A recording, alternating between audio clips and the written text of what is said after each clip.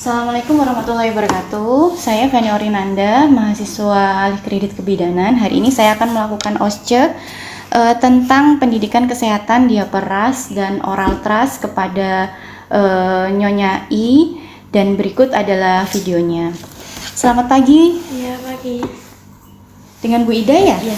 Oke, Bu, perkenalkan, nama saya adalah Feni. Di sini saya adalah bidan yang sedang jaga pada pagi hari ini. Tadi keluhannya Merah-merah. ada pantat merah-merah ya. Baik, kalau begitu hari ini saya akan menjelaskan tentang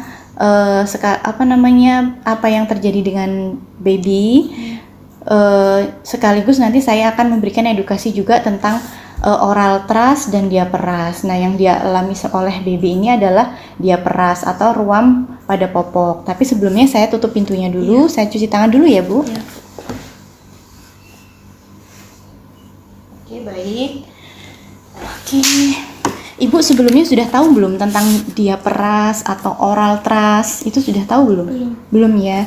Saya jelaskan satu-satu ya. Iya. Yang dialami adik ini namanya adalah diaperas, atau dalam bahasa Indonesia yang lebih simpelnya adalah ruam popok.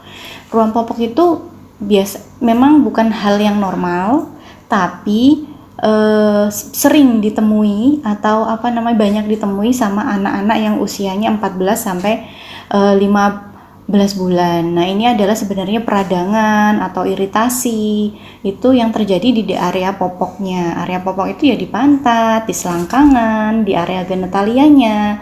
Nah, seperti itu. Nah, sebenarnya apa sih penyebabnya?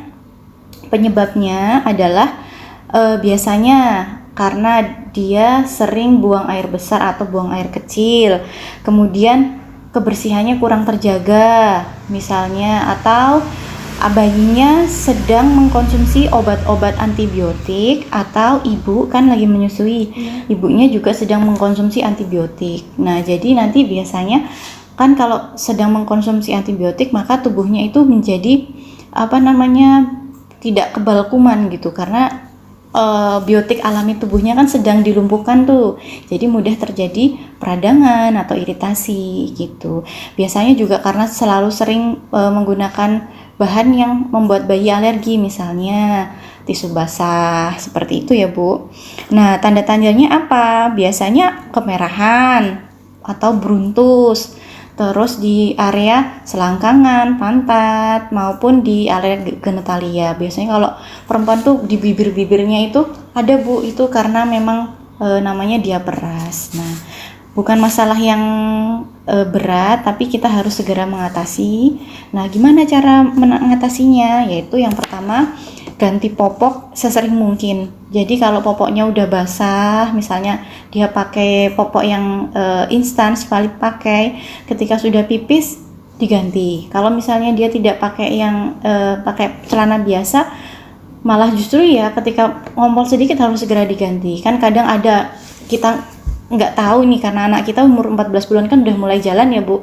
Kadang dia pipis sedikit kita nggak tahu sampai lengah. Nah, itu yang bisa bikin diaperas atau ruam popok itu. Nah, kemudian adalah gunakan air bersih untuk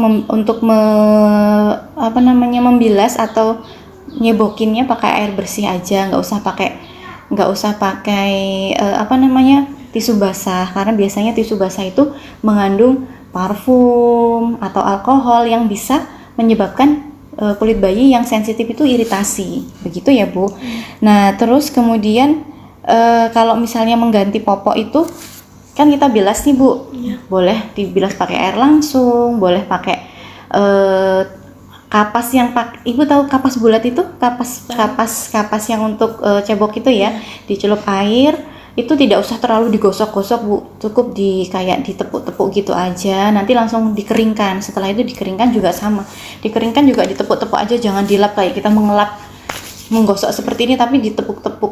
Intinya supaya airnya terserap aja, intinya dibiarkan biar kering. Tidak perlu menggunakan lotion, bedak, ataupun minyak-minyak tertentu, nggak usah. Tapi nanti atas indikasi tertentu, nanti bidan ataupun dokter nanti akan memberikan semacam salep untuk pengobatannya. Misalnya udah terlalu parah nih, kita kasih salep, nggak apa-apa.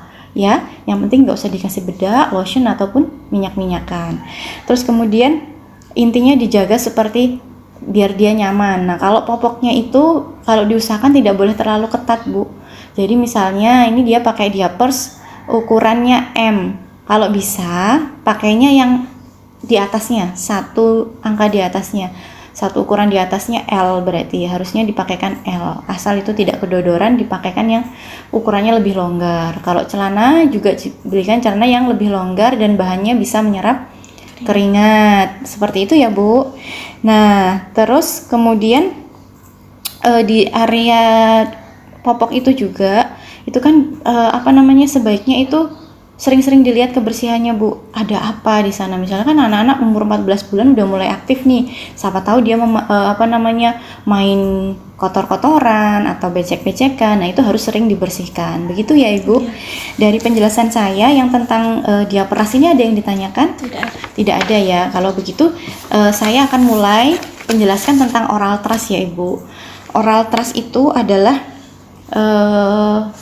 Ibu sudah tahu belum tentang oral trust? Belum ya.